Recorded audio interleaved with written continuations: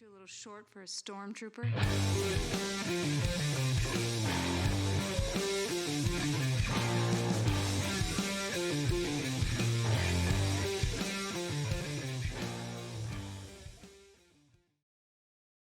Episode of the Multiverse Report.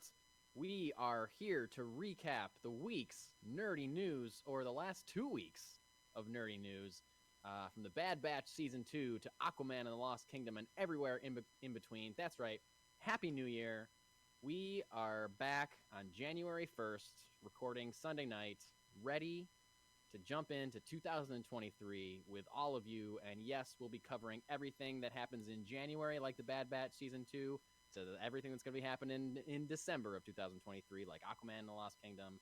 We are here. My name is Mike Gibson. With me, as always, is Steve Haller. What's up, Steve? Well, Mike, I don't know how eventful your New Year's was, but I spent mine watching the much maligned by this podcast, The Rise of Skywalker. Under suggestion from a good friend who may or may not be on this podcast to give it another shot, see what happens. I believe you have come to terms with the movie at this point, to a degree. As of my most recent watch, which was within the past week, I watched all 3 movies in the Star Wars sequel trilogy: Force Awakens, Last Jedi, and Rise of Skywalker. And I don't know, I was just, we've talked about before how, like, those few years when Star Wars movies were coming out at Christmas time was like enough to cement my, to me, Star Wars just kind of feels like Christmas, or when it's Christmas time, I'm in the mood for Star Wars. Like, it's just like, it was enough for me to like feel that way moving forward. So, I started getting the itch to watch the sequel trilogy again. And yeah, Force Awakens, that's easy street. No problem with Force Awakens. Yeah. Well, traditionally, Force Awakens, while it may be slightly rote, it's a good movie. Like, yeah, they may have rehashed your things. thoughts on Force Awakens. Yeah. Oh yeah, like, it's not an A+. Like, they rehashed a good chunk of the original thing, but I get it. Like, I get why they did it. Yeah. Get you back into it. Get everyone back in the 20+ year dearth of Star Wars that we had, and go from there.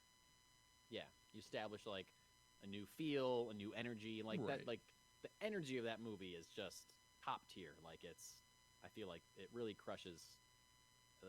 It's got a good feel to it, One of my favorite Williams scores too.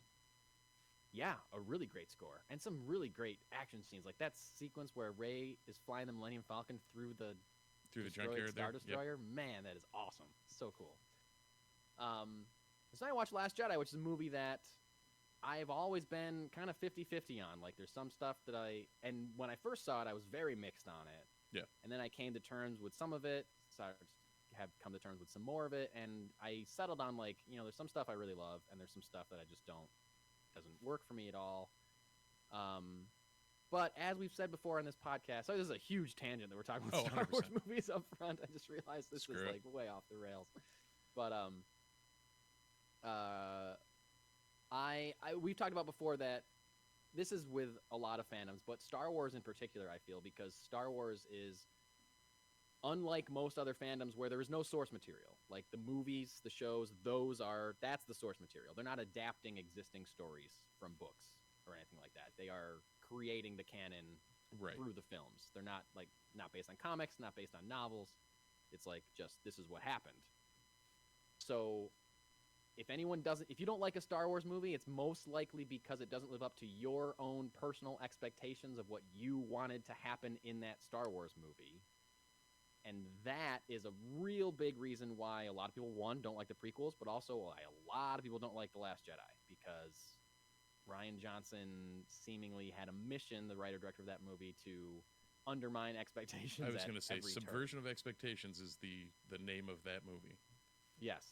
And in all honesty, like you said, it's a very mixed bag from a lot of people. Like, it worked for me. Like, it worked very well for me. I could totally see, like, I feel like the biggest thing that people have a problem with that movie, or one of the biggest things, is what they did with Luke. Mm-hmm. And it's like,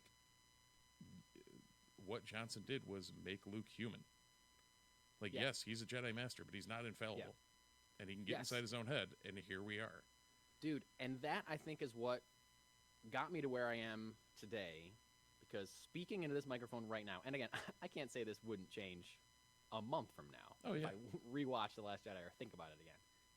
Right now, speaking to this microphone, I have completely come to terms with The Last Jedi, and I think that it is an incredible movie. Yeah. And I've come to terms with, because you have to battle, like, I feel like because those expectations from a lot of our fans, a lot of Star Wars fans are so high and so varied, it's a lot of work to come to terms with this is actually what happened. Even though you don't think it's what should have happened, that's too bad. It's like life. This is what happened. Somehow Palpatine returned. It just happened. That's that's the story.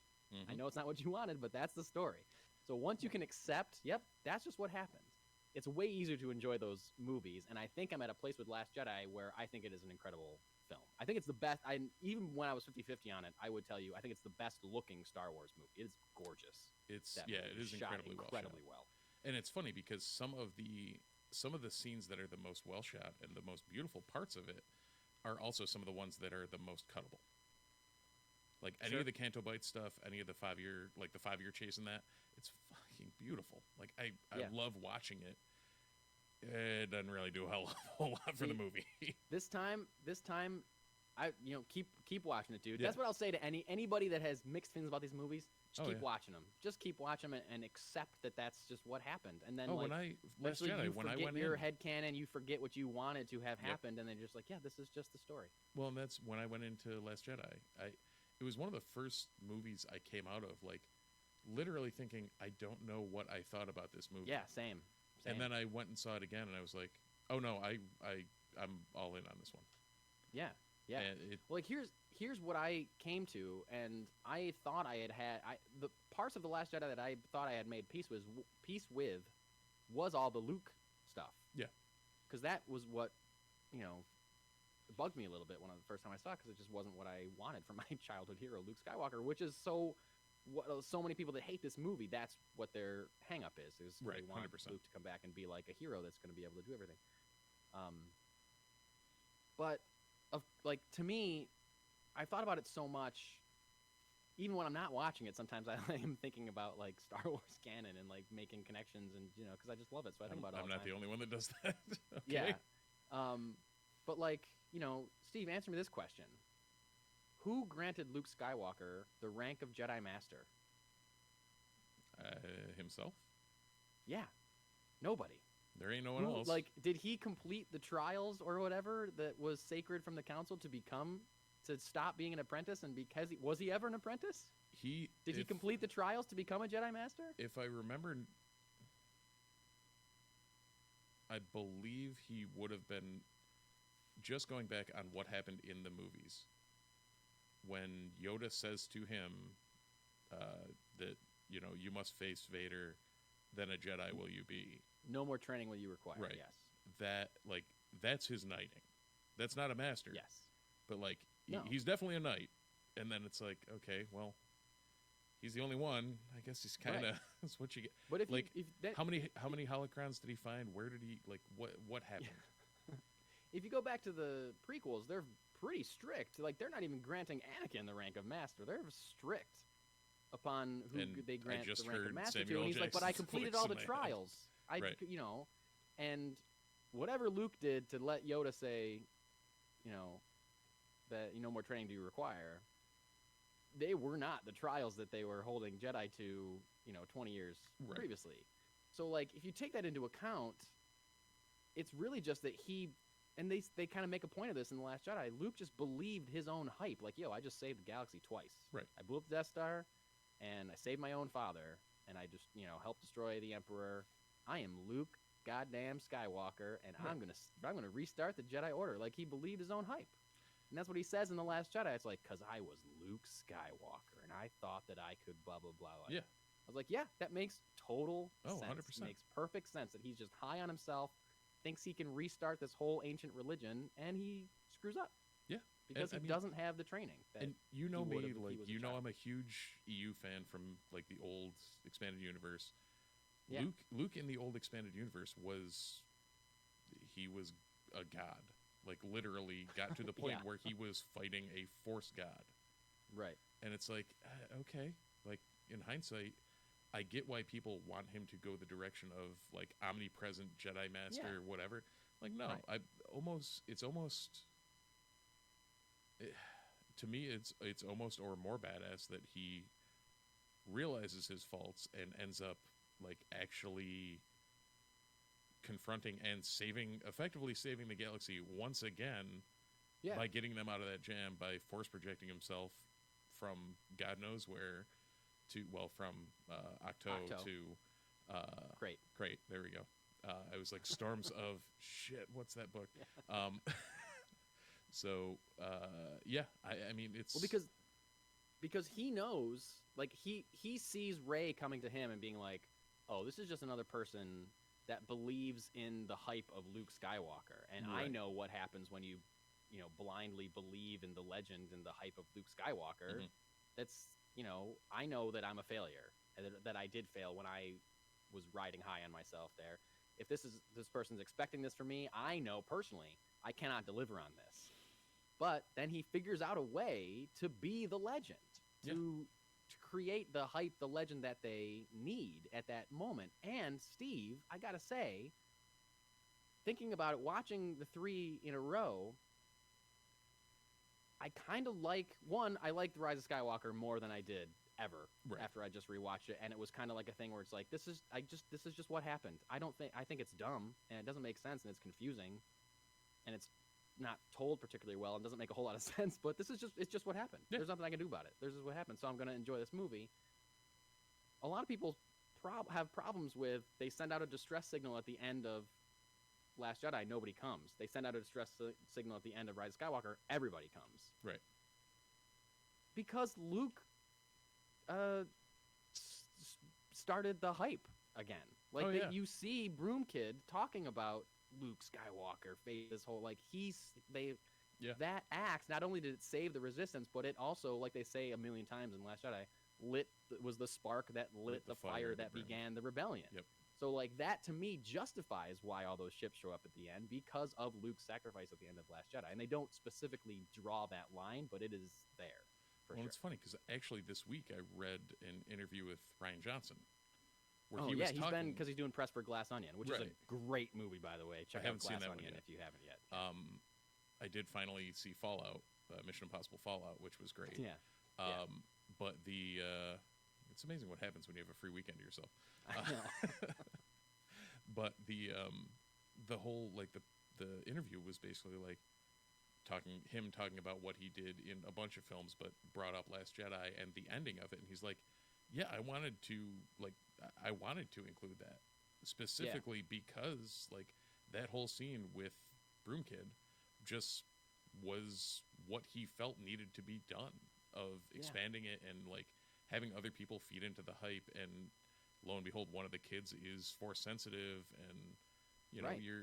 it was he purposefully put that in and like was like, this is the one scene that I needed to have in. I was like, okay, Yeah. cool. I don't know if it was the same interview. I read a similar interview with him, or an excerpt from an interview with him, where he talked about the ending and how he didn't want it. He wanted it to feel like an ending, and didn't want it to feel like, okay, here's all these threads that the next guy has to clean up. Like, he wanted to make a movie that kind of works on its own, and it more or less does. As we know, the next guy didn't clean anything up, so He kind of fumbled that ball a little bit, yeah.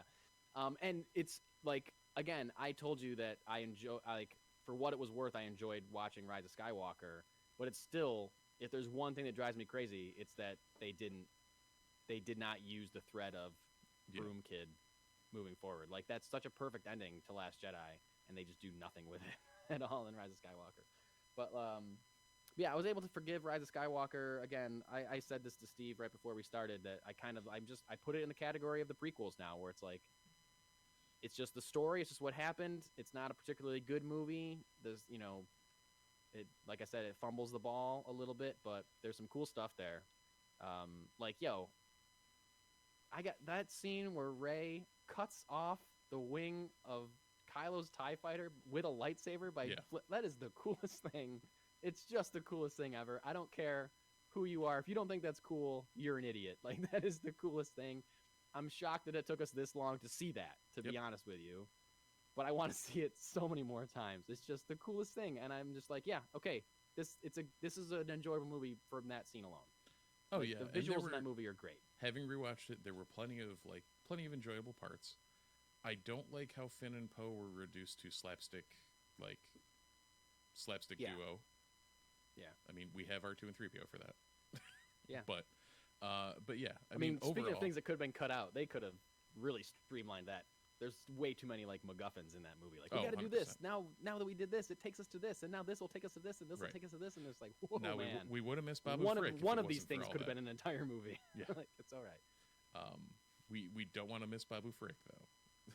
All 9 inches tall of him apparently. Love Babu Frick. So All day and night, love Babu. And C-3PO was hilarious in that movie too. Oh, He's yeah. great. It's in one of his best performances. yeah, Hands down. and that's Yeah. Anthony Daniels still in the suit somehow. Yep. So- Still in there. Crushing it. So yeah, now that we've Anyway. you know what sent me off that, because I was gonna hold on to that, and then when you Yeah, mentioned you jumped right in. Oh, when you- Happy New Year, by the way. yeah, you mentioned Bad Batch season 2, and I was like, screw it, we're in Star Wars territory. Yeah. I was just trying to think of the first thing that's coming out in the year and the last thing that's coming out in the year. Those are the things that I know. But Well, I do know one of the next things that's coming out in the year, and that would be the trailer for The Flash. that's right. Yes. We start kicking this rundown off proper. Thanks for indulging us by listening to a 10 to 15 minute 16 minute on and 30 the second Star diatribe on Wars. Star Wars, sir. Star Wars Secret Trilogy. We're back. Steve, this is the first, and also thank you for granting us a week off for the holidays. People listening or watching, I have to say. I really enjoyed my time off. And I got to say, this is the first creative thing I have done in 2 weeks, probably, since the last time we Oh, did there this you go. podcast. I don't think I've played guitar in the last 2 weeks. Like, Oh, I wow. don't think I've done a thing. Besides, I've read some stuff, but I haven't done anything of my own projects. It's been wonderful, to be honest with you. Nice little break. Well, we're- actually, now that you say that, the only thing I think I've done creatively was to come up with more shit for your D&D campaign. So Oh, awesome. there you go. Can't wait. Perfect. Well, we are diving into this week's rundown now properly with our recurring segment of Flash Watch. As Steve mentioned, the next trailer for The Flash will be debuting during the Super Bowl, February 12th, Super Bowl. Apparently, it's the first time that Warner Brothers has put a trailer out during the Super Bowl in like 6 years or something. Like, it's been a while since Warner Brothers has ponied up for a Super Bowl spot, which again tells me that they really believe in this movie and they really believe this movie is great, which is what I've heard the entire time. Like, behind all the Ezra Miller drama and all the other delays and crazy shit that's been going on with this movie forever, the one thing I keep hearing is this is a great movie. It's really good. It's really, really good. So clearly that has not changed. Yeah, when you hear the behind the scenes rumblings like that, it's like usually, I mean, the last thing I can think about was Wakanda Forever, where you heard that. Yeah. Of like, Sure. it wasn't like Coogler was coming out saying it because he's got to hold pat, but there Yeah. were a lot of people that had seen advanced screenings or whatever, like worked on it or had connections that were like, no, this is going to be a really, really good movie. Lo and behold, Yeah. here we are. Here we are. And now we get another one, hopefully. Hopefully. But we did get a report a few weeks ago. I think it was the episode that I did by myself, where they talked about how it was reported that The Flash is still an unlocked picture, that it's not quite done. And I gotta imagine at this point that we're talking post-credit scene or something, the minimal, because we're getting there. And I can't say. I mean, we don't know if it's locked or not yet. I don't know that they would even really report that if the status of it changed. But I think it's possible.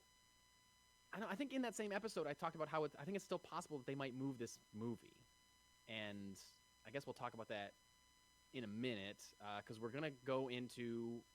We didn't get a ton more information about the James Gunn and Peter Safran plan, their slate moving forward, but we did get a little bit. So I wanted to do a quick kind of rundown of what we know and what we don't know regarding the future of DC underneath James Gunn and Peter Safran's guidance. So for anyone listening, we needed a successor to Flash Watch when the Flash actually goes live.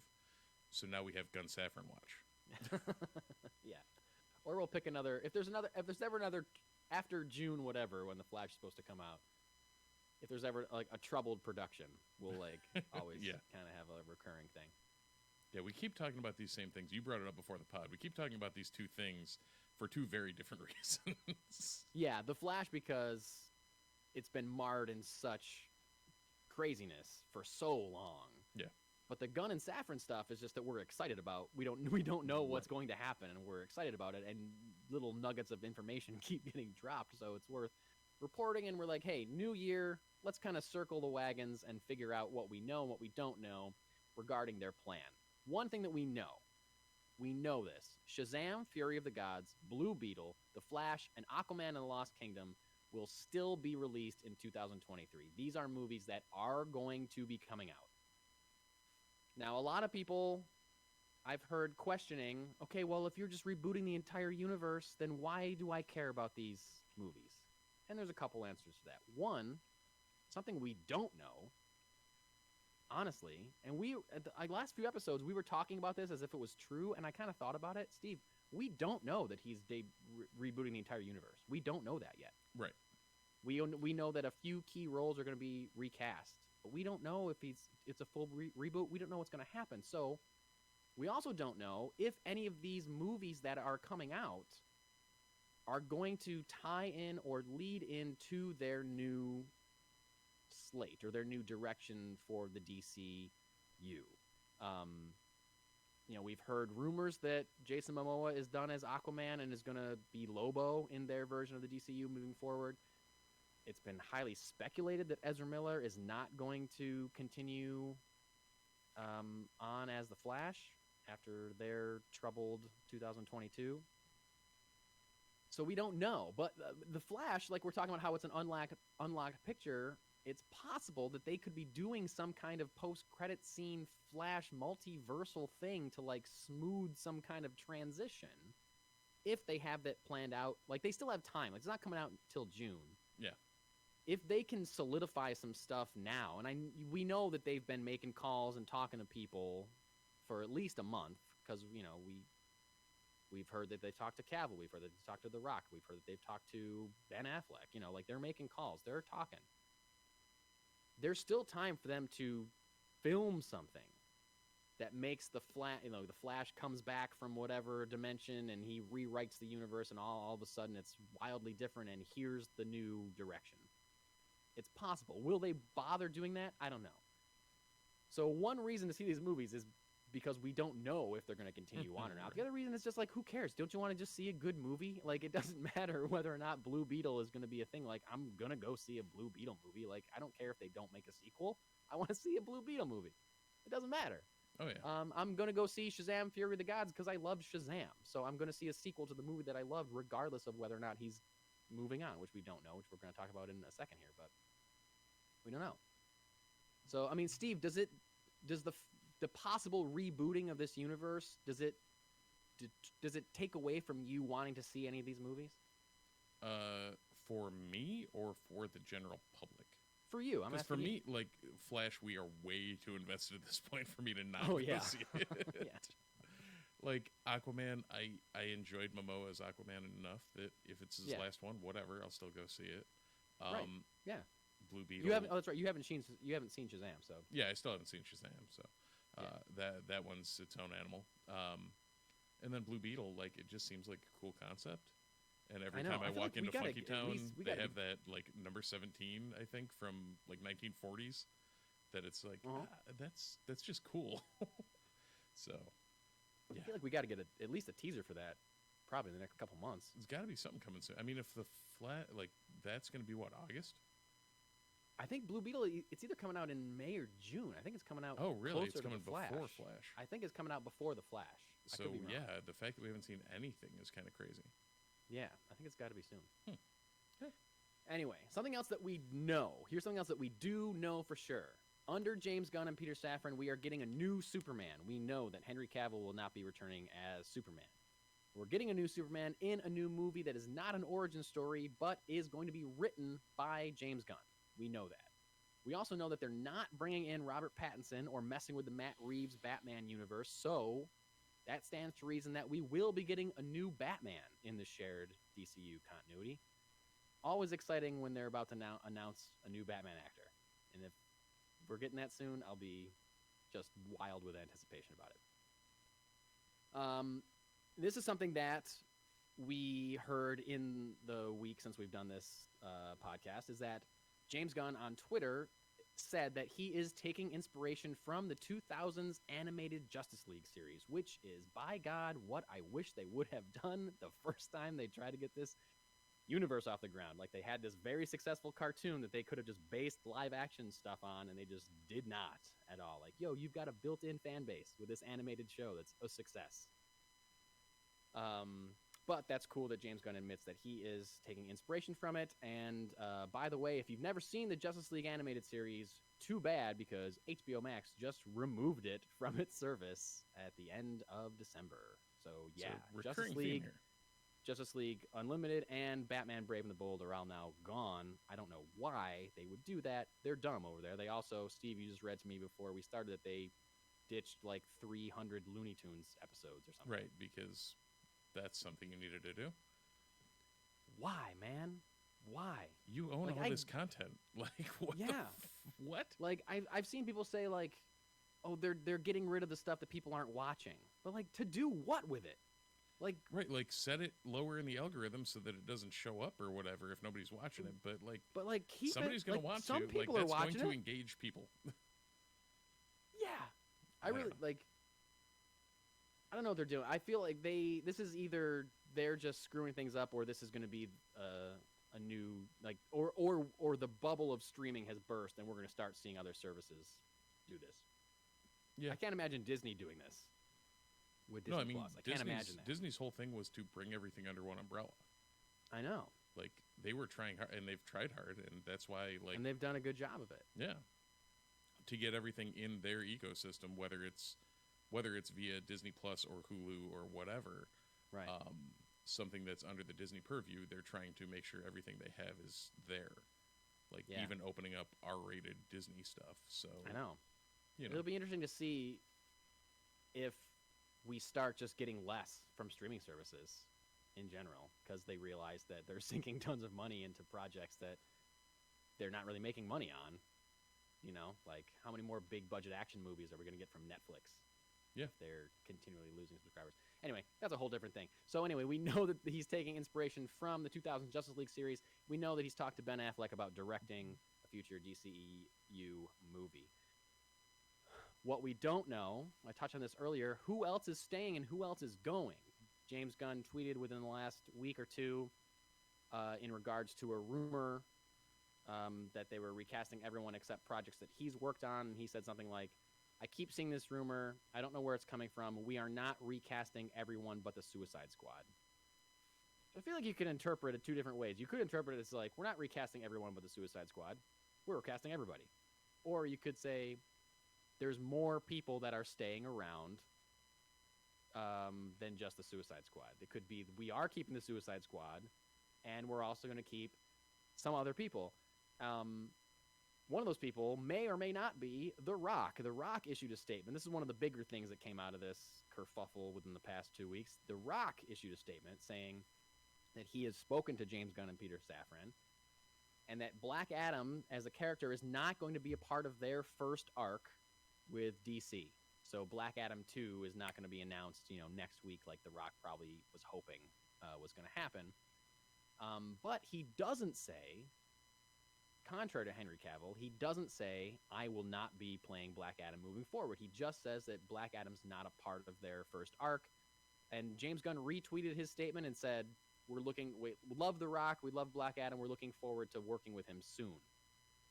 So that's not saying he's not going to be around. And so the hierarchy Cavill shift. came right out and said, I'm not doing it anymore. And Right. The Rock says, I'm not doing it right now. Yeah. So whether that's like a let me down gently kind of thing, and we'll just never see him again, or they'll deal with it later, or whatever, or is it are they really saving him for something later? No, and I mean, ironically, the hierarchy of power in the DC universe did shift, It is just Yeah, I not know. how anybody expected it to, including Dwayne The Rock Johnson, I'd assume. Exactly. That's definitely yeah, it's so ironic. Sticking with the Shazam world for a while. Again, this was probably a week or two ago. By this point, Zachary Levi responded to a fan on Twitter. A fan tweeted at him and said, "I'm gonna miss you as Shazam. I think you're perfectly cast. I love those movies." And he responded and said, "Don't believe everything you read on the internet," which is interesting. Because that was the first inclination after you and I. That was the first thing I saw after you and I recorded the last podcast, where we're like, "Yeah, he's rebooting everything." Right. He may not be, and he also, I think he did like a live chat on his Instagram recently. This is Zachary Levi, who plays Shazam, and he talked about the transition. He said, "Up to this point, there have been quite a few DC films that have made some fans very happy, but they're not tapping into the larger audience. Marvel was very successful in doing that, bringing in as many people to the table, as many people as could be satiated, and brought joy and all that stuff. If you're out there and you really liked what happened before, you can do that. That's fine. But recognize that there's a lot of people," I think he's talking about Snyder Bros. Oh, 100%. When he's talking about, it's okay to like the what happened other. before. But recognize that there's a lot of people that didn't like those things, and we should always be trying to, I think, tap into as much audience as possible, making as many people happy as possible. That's what we're in entertainment for, and I think that what Peter and James are really trying to do, and it's not an easy position.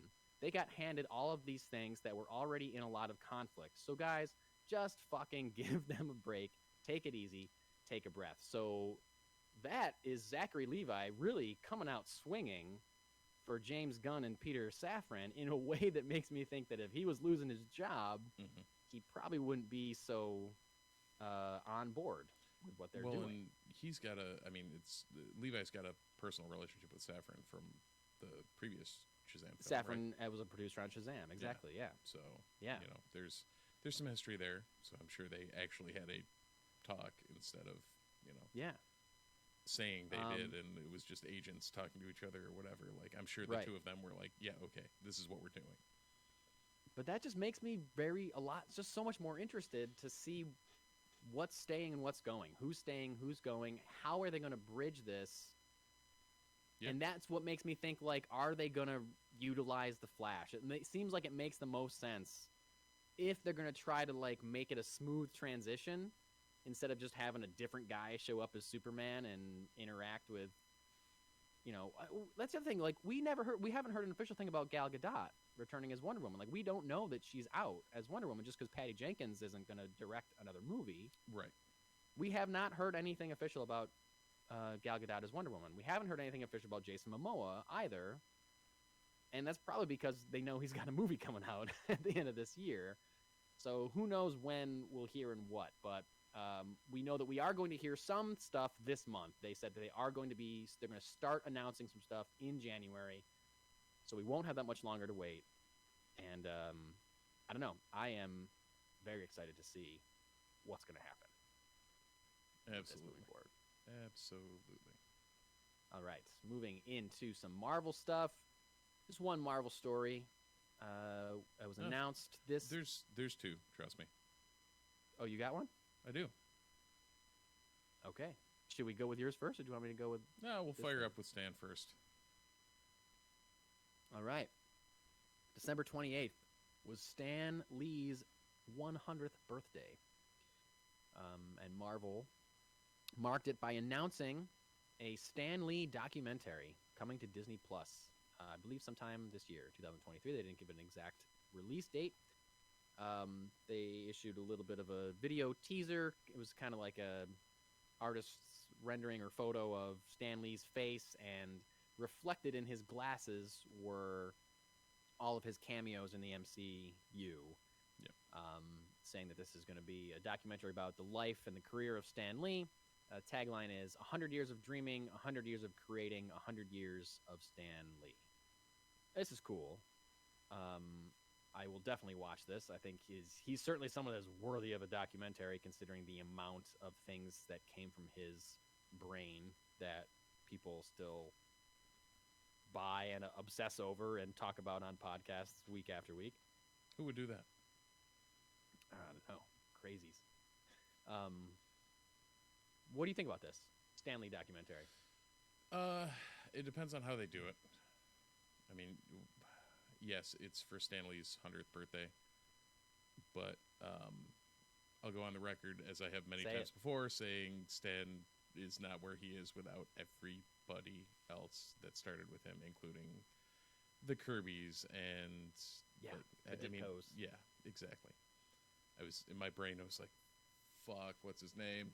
But yeah, yeah. Kirby and Ditko were like, they were as much Marvel as Lee ever was, and for some reason, he's the only one that seems to get the praises for it. And it really, like, that's one of those things where it's like, yeah, I'm glad he's getting his, but you know, there's more to it.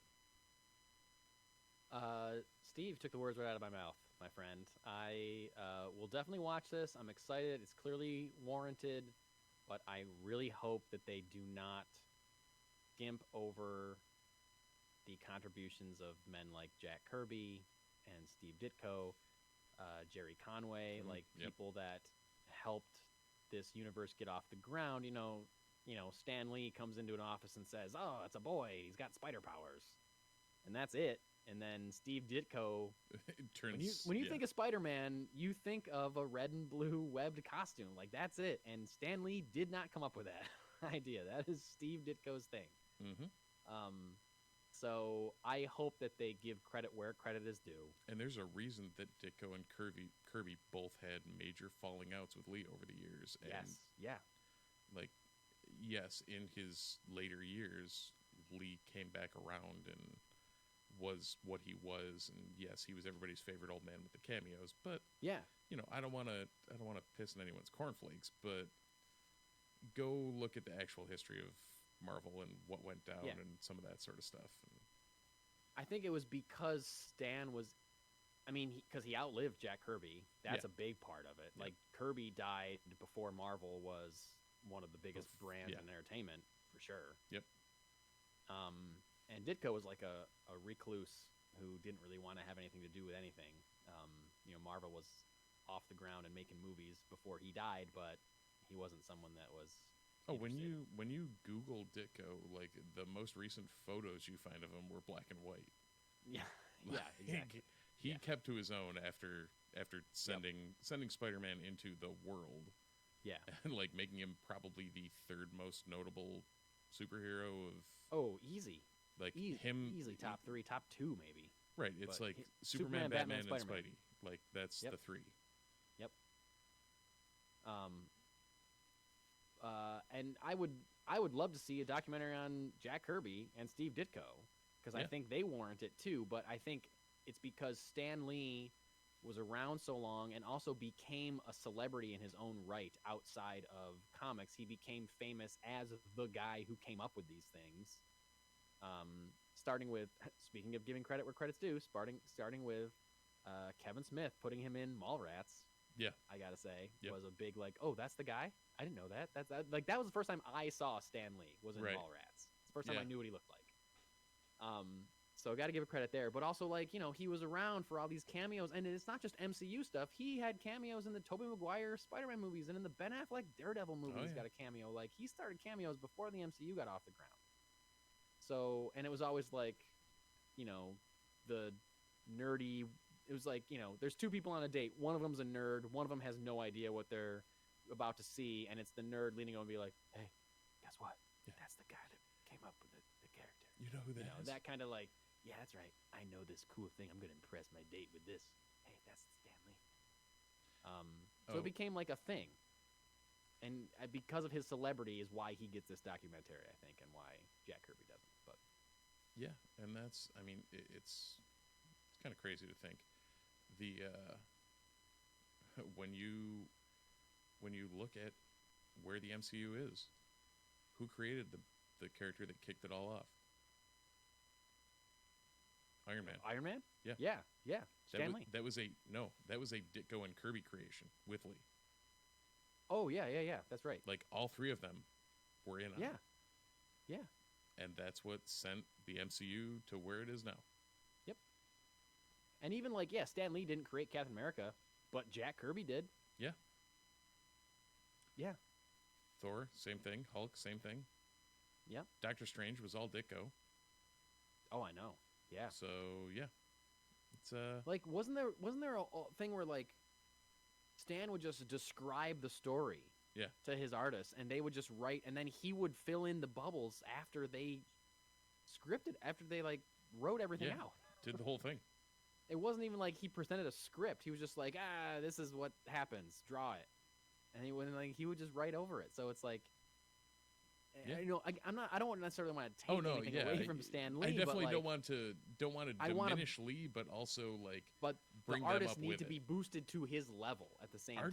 Through comic book history, artists have always been second, and I know we always try to, like, when we're referencing a book, it's always, you know, the Aaron run on Thor with the artist. I know, yeah, and it's easy to forget that, and I'm certainly guilty of it too. But we try, you know, it, like you said, it's tough, sure. but as someone who has made a comic book before, I know how important the artist contribution is. Oh yeah, my comic book would be nothing without Riley's work, Riley McFarlane's work on The Amazing Shakes. It's just 1,000 times better than it was coming out of my brain, because it also filtered through her brain.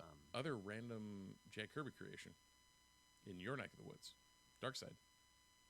Yeah. Yep. That was all Mr. Kirby. Miracle, all that Fourth World stuff, Jack Kirby. Oh yeah. Hell yeah. Yep. You know, he left Marvel and then made as much or more of an impact on DC. I know. Yeah, he's like, oh, Marvel doesn't want me to do weird stuff. DC's like, yeah, come on over, do whatever you want. Yeah, he created an entire world. Take weird stuff. Yeah. It's fine. Yeah. And then Tom King decided to turn Mr. Miracle into one of my favorite books I've read in the last 10 years. Yeah. So good. Oh yeah. Anyway, what's your second Marvel story for us? So I don't know if you saw, but Coogler talked about I did. Wakanda Forever and what the original script was supposed to be. And I couldn't tell whether I wanted to wait till one shots or whether it was something we wanted to actually talk about. But I almost put this on the actual rundown. Yeah. And I feel like I should have. But I feel like we don't normally talk about, like, it was almost this. Yeah. Okay. Well, it wasn't. So why talk about it? You know? Yeah. With this one, the only reason I wanted to bring it up is because everything shifted so dramatically with Chadwick's passing. Yeah. That it Do you was wanna, like. Yes. Do you want to describe what it was? Yeah. So give me 1 second. I'll pull up the tab. The quote from Coogler was, "We had some crazy scenes in there for Chad." Sorry, I don't know if we stated this. This is Ryan Coogler talking about the original plot of the sequel to Black Panther before Chadwick Boseman passed away. Yeah. Before he rewrote the whole thing to become what Wakanda Forever was. What we saw with Wakanda Forever, was, I mean, thematically maybe not that different. Namor was always going to be the antagonist, but clearly the plot was going to be a little bit different. It obviously focused on T'Challa and not Shuri and Queen Ramonda. Yeah. Right. And spoiler for the next couple of minutes for anyone who hasn't seen it, but because the post-credit scene of Wakanda Forever ties back into what the movie was supposed to be. The code name for the movie was, this is quoting Coogler, the code name for the movie was Summer Break, and the movie was about a summer that the kid, which is Toussaint, who is T'Challa's son, the young T'Challa that's in the post-credit scene, spends with his dad. For his 8th birthday, they do a ritual where they go out in the bush and have to live off the land. Something happens. T'Challa has to go save the world with his son on his hip. That was the movie. He goes on into further detail as to breaking it all down, but I guess dad and kid buddy cop type lone wolf and cub, right? Because T'Challa was snapped away, when he came back, he had a kid who was 8 years old. Yeah, apparently that Nakia gave birth to the kid during the blip, while while T'Challa was snapped out of existence. Yep. And I think that would have been awesome. Oh, that's a cool great idea for a movie. Yeah, and apparently Nakia was already remarried, and this whole thing. Oh shit! I didn't see that part. Wow. So, the first scene was an animated sequence. Says, noted Coogler, you hear Nakia talking to Toussaint. She says, "Tell me what you know about your father," and you realize he doesn't know his dad was the Black Panther. He's never met him. Nakia's remarried to a Haitian dude, and then we cut to reality, and it's the night that everybody comes back from the blip, and you see T'Challa meet the kid for the first time. Wow. So that would have been a very, very different take on it, but in the vein of the same movie. And again, Namor was supposed to be the antagonist the whole time. So that it would have been a very interesting movie and something that I would have very much enjoyed. Yeah. But I'm glad we got what we did because, I mean, I believe last week that went down, or 2 weeks ago that went down as my movie of 22. So. Yeah, that's right. That's right. Yeah, it was your number one movie. You know, we stood pat. You went with the Batman. I went with Wakanda Forever. Yeah, so. yeah. And I think I saw that that's going to be on Disney Plus at the end of this month, like January. Yeah, something like I know it was coming up here quick. Well, cool. Yeah, what might have been. There's another podcast I listen to that talks about horror movies called With Gorley and Rust, and one of the hosts, Matt Gorley, always says his version of heaven is when you die, you get to see all the alternate versions of movies that were almost made but were never made. That's great. I was like, yeah, that would be pretty great. I would definitely sign up for that. Oh, God, that makes me... Sorry, I'm going on a Star Wars tangent again. Oh, no, absolutely. Yeah, you'd watch the George and Miller... the Lord and Miller solo. Lord and Miller solo, right? When the prequels were announced, I was 100% convinced it was the Thrawn trilogy. Oh. I even went so far as to tell my uncle that they were making the movies about this amazing series of books that I had read. Womp womp. Yeah, hindsight, that didn't work. So yeah. I would love to go. Colin Trevorrow's yeah, episode 9. Episode 9, yep. And, the number one I would watch, Star Wars, is David Lynch's Return of the Jedi. Oh, God, yeah. I forgot about that. That would have been amazing. It'd be amazing. It would have been weird as hell. Jabba stuff would be incredible. Whole Jabba's palace would be insane. Oh, God, that's a revisioning if I've ever seen one. I know, man. Speaking of rewrites and revisions and things constantly changing, we got an update in the world of Game of Thrones from the man himself, George R.R. Martin, on his blog. Posted a little bit of an update on various projects that are in development at the time. And he said, this is a quote from his blog, "I am back in the salt mine working on so many bloody things my head may soon explode. Yes, winds of winter, yes, yes." I love how he just like brushes that off. Like that's the one thing that everyone wants. They just want the next book. Yes, winds of winter. I've been waiting 15 years yes. for this goddamn book. Yeah, I know.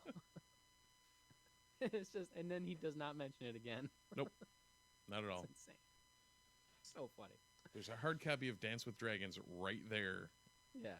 That's the last thing I've seen from him. I know. It's so funny. He knows, and he's still just not. He knows that's what everyone wants, and he just isn't doing it. Number of fucks given. 0. Anyway, he says, yes, Winds of Winter, yes, yes. And House of the Dragon Season 2, which I guess I had missed in the official announcement of House of the Dragon Season 2. It was obvious that they were going to get Season 2, but clearly they did get an official announcement. With HBO Max, you never know. Yes, you're damn right, Steve. House of Dragon Season 2, and several other successor shows that we're developing with HBO. Some of those are moving faster than others, as is always the case with development. None have been greenlit yet, though we are hoping maybe soon. A couple have been shelved, but I would not agree that they are dead. You can take something off the shelf as easily as you can put it on the shelf. All of the changes at HBO Max have impacted us, certainly. So he's definitely got a lot of irons in the fire. One of the least hot ones seems to be Winds of Winter, and one of the hotter ones seems to be House of the Dragon Season 2. And I don't remember all of them at this point, but at one point they had announced a lot of different Game of Thrones spin-offs. Well, they filmed a pilot with Naomi Watts, and that one got canceled. They didn't move forward with that one. Yep. But there was like a Dunk and Egg one that they were talking about for a while. There was another one so other from than House of the Dragon. What I gathered from other sources here and there, the two that are still possibly greenlit are Dunk and Egg and Snow. or whatever. Oh, the Jon Snow one. The Yes, Jon Snow I forgot one will about end that, up yeah. being. Those two are still moving forward. The Sea Snake and 10,000 Ships are the two that have been quote unquote backburnered or shelved. Yeah, 10,000 Ships was the other one I was thinking of that I couldn't remember the title for. So and then the Nymeria Steve, one was the other one that got canned earlier, I think. which one? Princess Nymeria, the one that was based off of the Oh. person that Arya's direwolf was named after. Oh, okay. Interesting. If you can follow my brain through that maneuver. Yeah. But yeah. I guess that doesn't seem like as strong a tie-in to like get hype going with the fandom. You know what I mean? No, not at all. Yeah. No.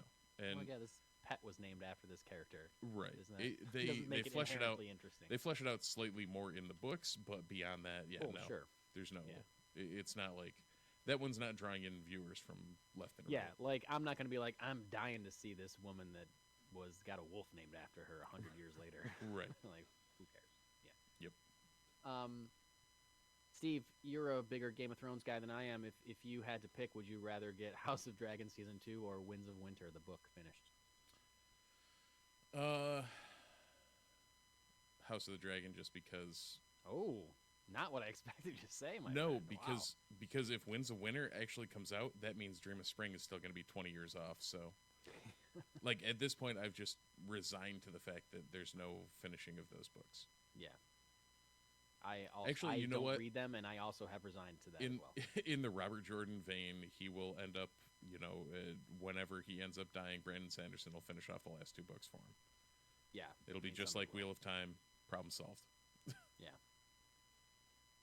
You got to think he's got like an outline or some shit at least. Oh, I'm sure At he's got least, plenty of right? sketchbooks of whatever's supposed to happen, or may or may not, or who knows. All right, last main story for tonight. We got a new trailer for Doctor Who's 60th anniversary specials,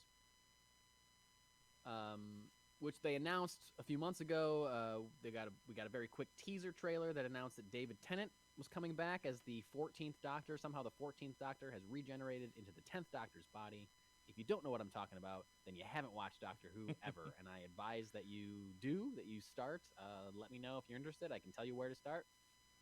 It's going to be a long and windy journey, but it'll be a great one and a fun one and a family-friendly one. My son watched this trailer with me, and he goes, "Dad, I want to watch that." I was like, "You know what, buddy? You probably could watch this." Actually, like we could start with the Christopher Eccleston Doctor. Start with number 9, the early, like the 2005 reboot, and go from there. And it's pretty safe. It's always a family-friendly show. It gets a little darker at times. Yeah. But I think 6 or 7-year-old could handle it, and that's something that we might consider doing. There you go. Is interested. But anyway, we got a good look at Neil Patrick Harris's villain. I forgot that he was the villain in these series of specials. Good look at former Creepy. companion Donna Noble, who's going to be coming back, and the 14th Doctor, who looks exactly like the 10th Doctor because he's played by David Tennant. Mhm. Very interesting to see why the 14th Doctor looks exactly like the 10th Doctor. That'll be interesting, for sure. NPH looks creepy as shit, Yes. Yeah. which I guess he can does. pull off pretty well. Yeah, I think he's good. I think he's a pretty good actor. He's a lot of people know him from like How I Met Your Mother or like Doogie stuff, Howser, but I feel MD? like or Doogie Howser. Yeah, but I think he's a really good actor. I always forget. And I always literally his How I Met Your Mother versus Doogie Howser, completely diametrically opposed roles, True. and Yeah. it's just like he turned into him. Okay, cool. Yeah. Why Yeah, not? It's weird. Yeah. And then you watch Um, Dr. Horrible sing-along blog, and well, Yeah, if you want another Um, complete mess, that's true. That's another. He's good in that too. Mhm. That's a weird thing. These specials aren't coming out until like late next year. I think they just really? did this because a lot of times there was a Doctor Who Christmas special yeah, when the series is going on, but because Jodie Whittaker just transitioned or regenerated, and that was the end of her tenure. I don't think there was like a true Christmas, was that a Christmas special? I thought it was just the end of her season. I could be wrong. I don't know. So there was not a true Christmas special for Doctor Who. I think they just gave us this trailer as like a, hey, yeah, something's gonna happen next year. Don't worry. And I'm glad that it's not going to happen for a year because I do want to catch up so I can watch these specials. So hopefully I'll have time. I have a year, so I should be plenty of time. So when is looking good. Nakutigatwa's 15th Doctor debuting? Well, my guess is that I can't remember if there's 3 or 4 of these specials. I think they said there was 3 or 4 of them, and in keeping with Doctor Who tradition, the end of the last special, he will likely regenerate into Nakutigatwa's 15th Doctor. Right, but and are they going to roll... Nakutigatwa is in this trailer. He is in this trailer was in saying, the like, what the trailer. hell is going on? Yeah. So that's usually what happens. It's like this Doctor has this journey, from their sunrise to their sunset. Yep. And they specifically said that this is going to be like it was either 3 or 4 episode specials run just for the 60th anniversary, and at the end of this, I assume David Tennant will regenerate into Nakutigatwa. Unless it's something weirder than that, which it could be, because Doctor Who is a weird show. Right. I mean, if they're bringing back the 10th Doctor as 14th Doctor, some weird things can definitely definitely come out of time it. travel. I mean, there have been things where There's the no time Doctor's met travel in a Doctor Who. Come older on. version of himself. Yeah, and things like that. So they can do all kinds of weird shit. Yeah, if you want a show where there's... it's almost like the Whose Line Is It Anyway of shows, where it's just like the rules don't matter. They just... Yeah. Whatever the hell you want to happen can happen. You can write around it. Yeah. Like, oh, we need time travel? Okay, cool. Okay, great. Oh, you need to have some species that phases through walls and is actually robots? Sure, why not? Yeah. What the hell? Oh, you need to up the stakes in this episode somehow? Well, then this is just a fixed point in time and cannot be changed by time travel. So therefore, there's stakes. Yep. That's all comic book, sci-fi, timey-wimey, wibbly-wobbly stuff.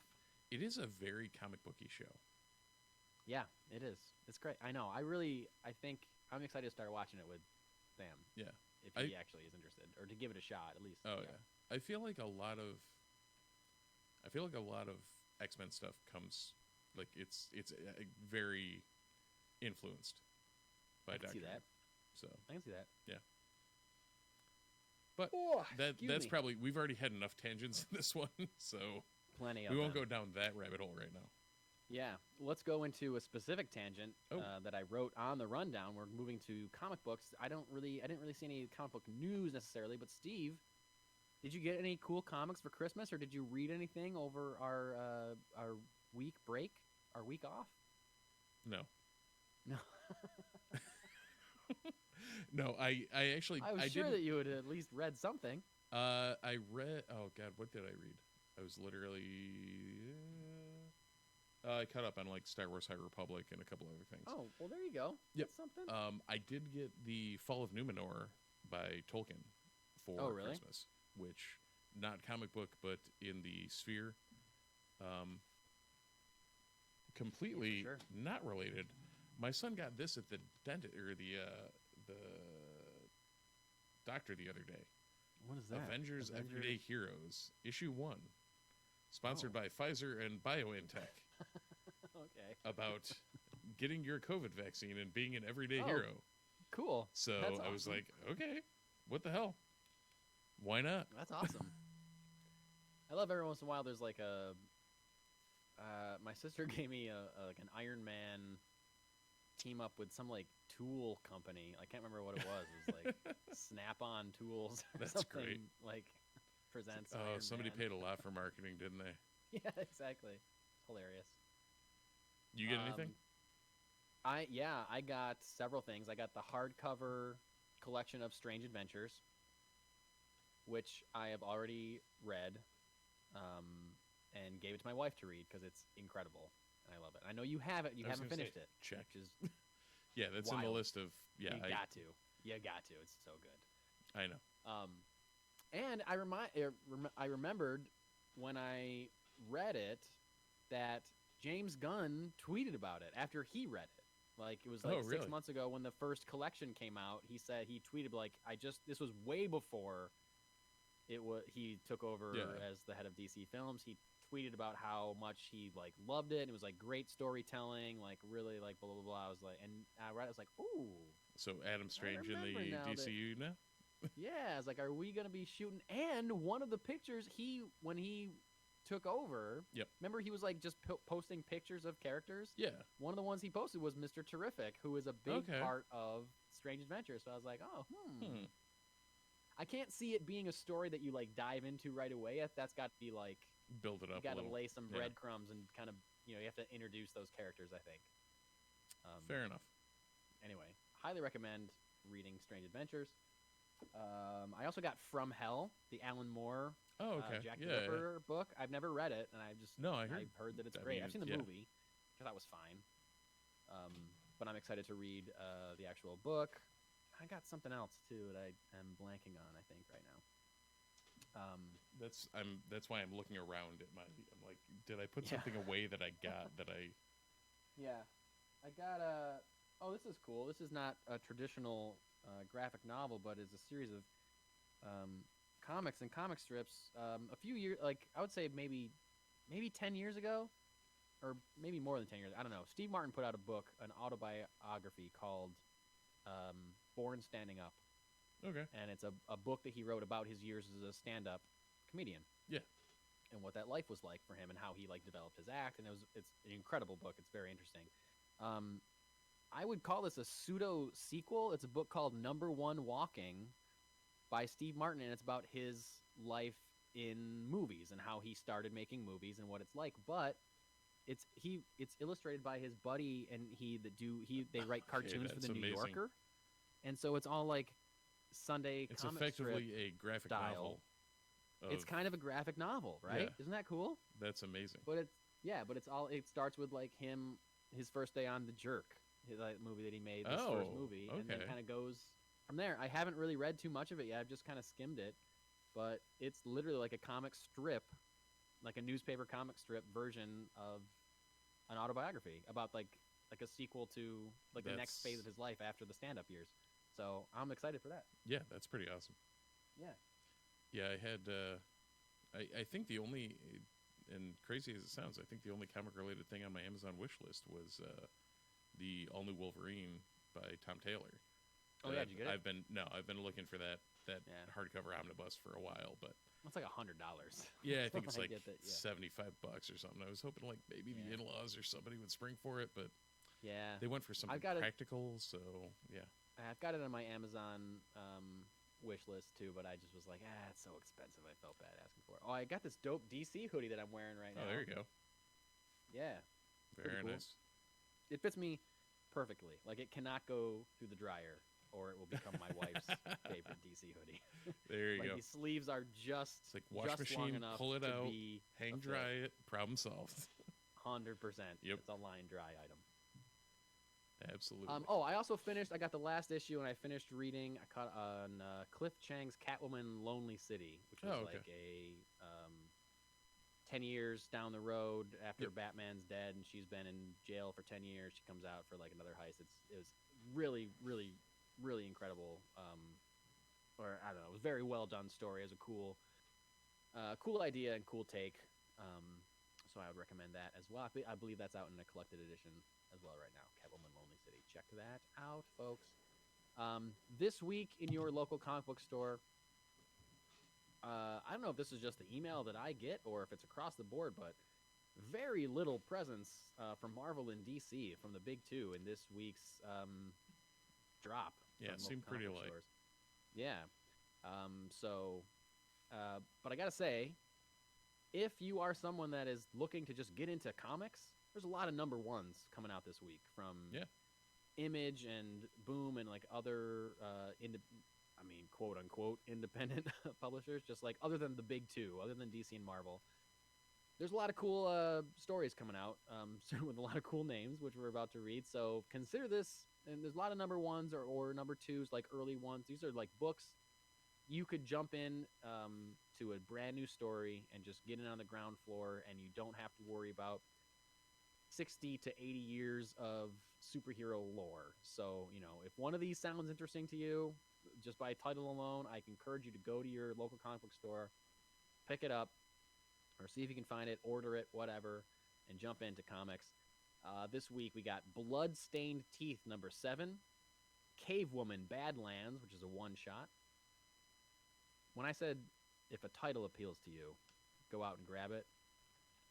Deathgasm number 1 comes out this week. So if you're looking to get into comics and Deathgasm sounds interesting to you, go grab it. Do a Powerbomb number 7, Family Time number 2, Grimm Fairy Tales number 67, Hammerfall number 1, Little Monsters number 8, Magic Order 3 number 6, Mosely number 1, Phantom Tomorrow number 1, Plush number 1, Punchline Special. That's like the one big 2 book that's coming out this week is a DC Punchline book. Well, I think you may be missing some stuff on here, but I'll fill you in after. Well, it could be just that the store that it had to maybe have been.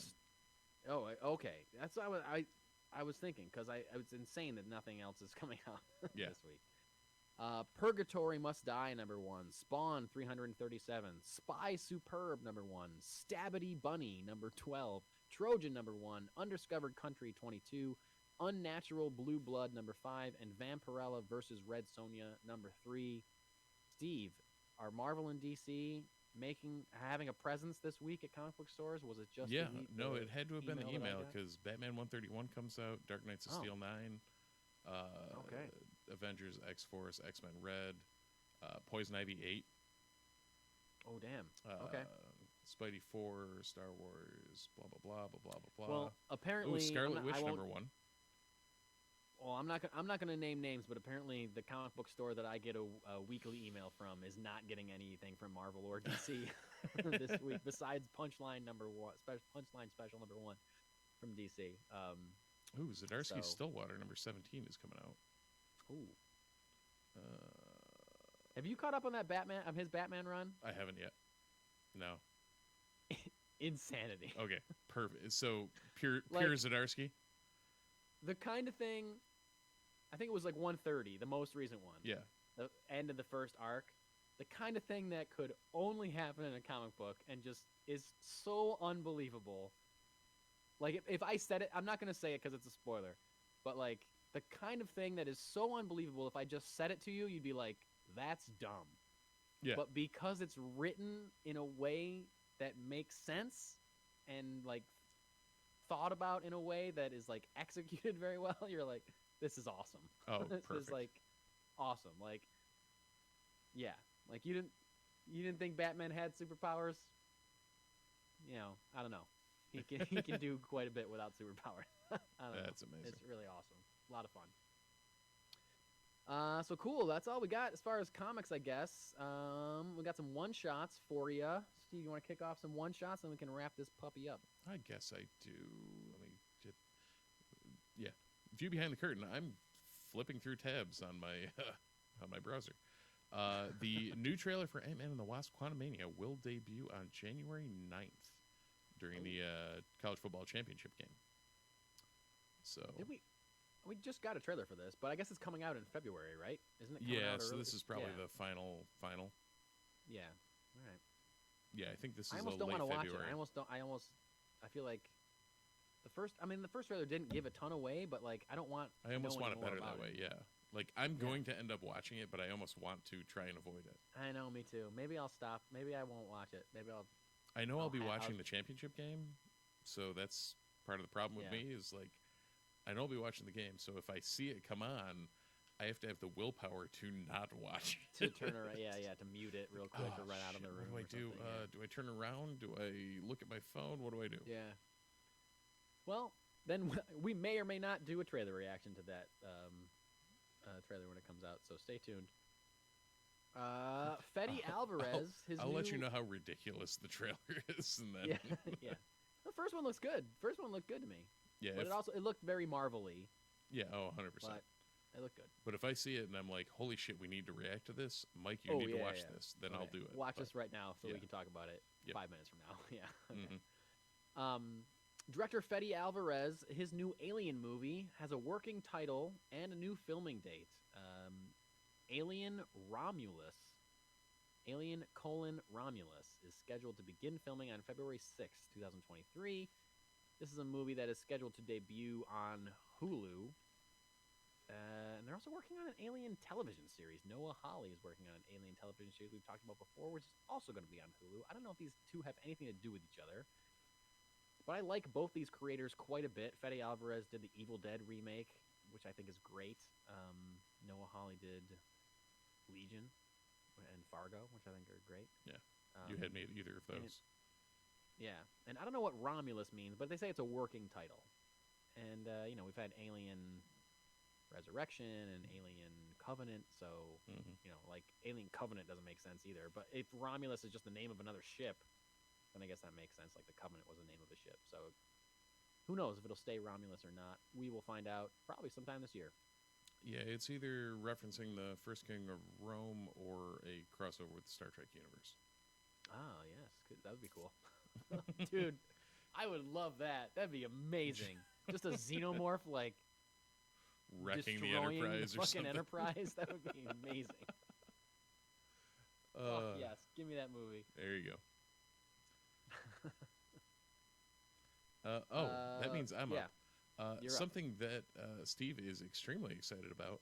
Invincible Season 2 will debut on Amazon Prime sometime in 2023.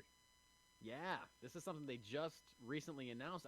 I don't think this was on when we went through everything that is supposed to come out in 2023. I do not think that was on this list because no, I haven't even announced it yet. I had a mental. Well, it was one of those where I was like, "Oh, Invincible should be on my best of 22." That was 2021. Holy shit! I know. So I kind of assumed 23 it was coming because it was such a hit when it came out, but yeah, nothing official, and now we've got something official. We should hear more by the end of January, apparently. Yeah, I think it was a thing similar to like the long wait between Harley Quinn season 2 and season 3.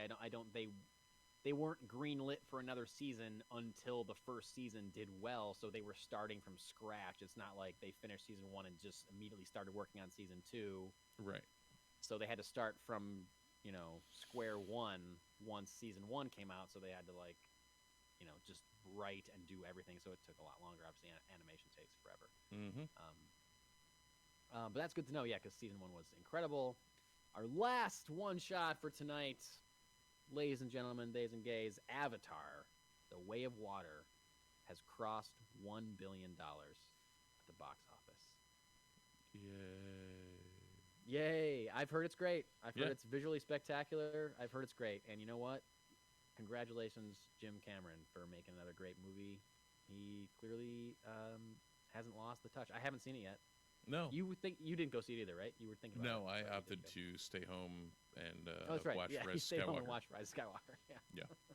Great bookend then for this. We talked about it, Rise Skywalker at the beginning. Yeah. We talked about what you did and what you almost did. Now, Yeah, it came down to the two of them, and I was like, I'm not going anywhere. I don't feel like moving. Yeah. I had done a bunch of housework all day, and I was like, screw it. I'm just sitting here. Yeah. This is fine. I will probably I mean, eventually see this movie. Again, I'm sure it's good. I'm sure it looks great. I know that I should probably see it in a theater. I don't feel that urgency to go see it though, so I can't guarantee that I will go see it while it's in the theater. Although it seemingly is doing very well, so it'll probably be in theaters for quite some time. I mean, that said, though, it's been out for what, going on 3 weeks now? Yeah. And we're at $1 million. I think.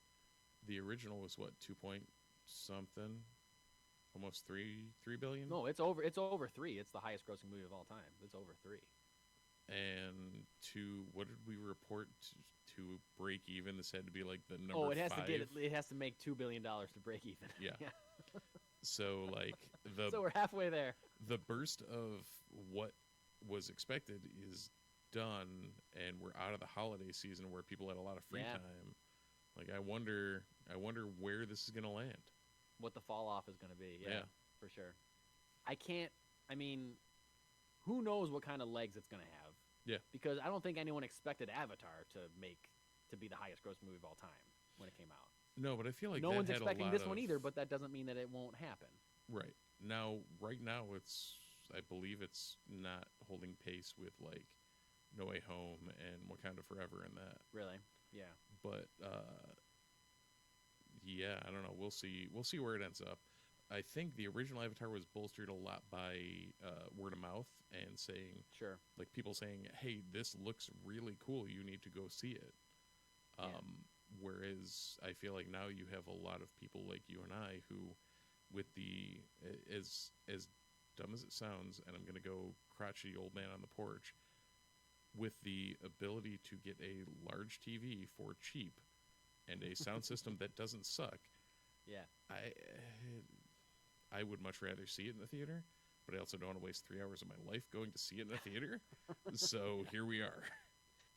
Yeah, you gotta wonder. Yeah, because like Avatar, it was like a brand new thing when the first one came out, right? So like word of mouth like worked, and it was in right its on favor, the 3D and cusp too. I think it's gotten this far on word of mouth. Also, I think because people were like, "No, it's actually really good. You really have to see it. You really." But who knows how long that's gonna go now that we're into January and people are going back to work. Yeah, and that's, I mean, the first one was right on, it was the 3D movie when 3D was a thing. Right. Now it's not as much of a thing. It's a 3D movie that you have to see in 3D that 3D is kind of not as, you have to go see things in 3D anymore. Now it's like an assignment. It's like a chore.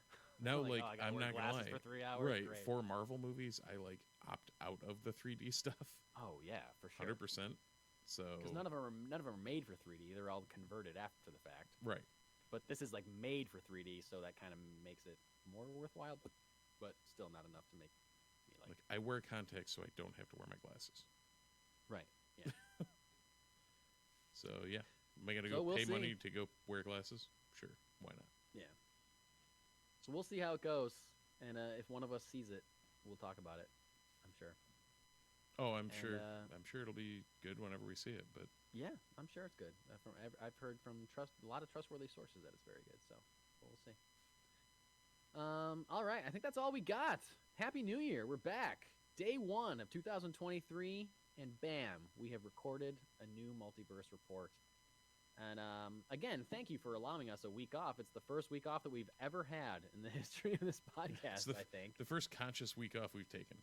I think there were a couple where it was like, oh shit button type weeks off, but this is the and first. A couple where like I've done one by myself, or right. like you did a trailer reaction or something, alone, or you did like a reaction to an episode or something. Oh yeah. But yeah, we're in it for the long haul, ladies and gentlemen. We will see. We'll see what happens this year. I'm excited. There's a lot going on this year. Absolutely. Seems like it's going to be into all of it. Seems like it's going to be a good one. Oh, yeah, fingers crossed. An interesting one for sure. Absolutely. For sure. That's all I got, Steve. Yeah. Well, since you're done, I guess I'll say, feel free to like and subscribe. If you're listening on a podcatcher of choice, feel free to review us. It'll help us, trick the algorithm into letting more people listen to us. If you would like to contact us, themultiverseport@gmail.com, themultiverseport.com, and I think that's about it. I think that's about it, and we will see you next week. And until then, thanks for watching, thanks for listening, and we'll see you in the multiverse.